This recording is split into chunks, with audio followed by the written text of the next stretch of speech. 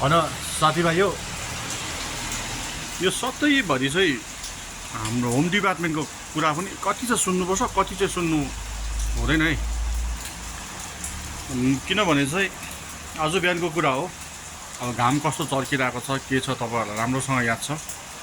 लुगा फेर्दै थिएँ कि ड्युटी गर्नु लागि। अब मेरो त सिङलिङमा प्रायः अब त्यस्तै हुन्छ, कोही बेला घाम कोही बेला पानी।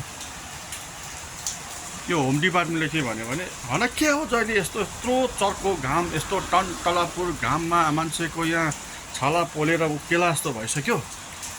यो माथि लेकमा बस्ने जस्तो बोरा मोटो न मोटो पेन्ट सर्ट लगाएर हिँड्छ, बरु बोराबाट जानु नि हो बरु भनेर मलाई भन्यो। यसो मान्छे बुढो भयो पनि अलिकति यसो यङ जस्तो भएर हिँड्नु, चटकचुरुक अलिकति नयाँ यङ जेनेरेसनको ड्रेसअप गर्नु भनेर चाहिँ होम डिपार्टमेन्टले भन्यो र मैले कुरा पनि सुनेँ। र साथी यहाँ हेर्नुहोस् अब अब एकदम भेस्ट लगाएको छु हो, हाफ प्यान्ट लगाएको छु। अहिलेको केटाहरू लाउने जस्तो हाफ प्यान्ट पनि छ। चप्पल हेर्नुहोस् है, चप्पल पनि छ यहाँ देखायो चप्पल।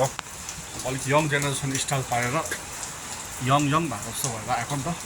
स्कुटीमा तिलिलिलिलिलिलि आएछ हुनु घाममा, टु विलरमा आउनु मजा आयो। थियो घाम 12-1 बजी 2 बजीसम्म 12-1 बजीसम्म थियो। तर अहिले चाहिँ मेरो हालत र यो मौसम कस्तो भएको छ नि हेर्नुहोस् है, यस्तो छ मौसम। महाभल पहिरो पानी चलिरहेको छ र मेरो चाहिँ यस्तो छ।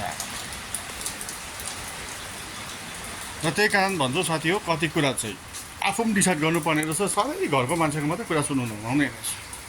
मेरो चाहिँ हालत त्यस्तो भएको छ साथी हो। बाहिर निक्लिसक्नु भएको छैन, मान्छेले के भन्छ, स्टाइल त पारियो, मौसम यस्तो छ।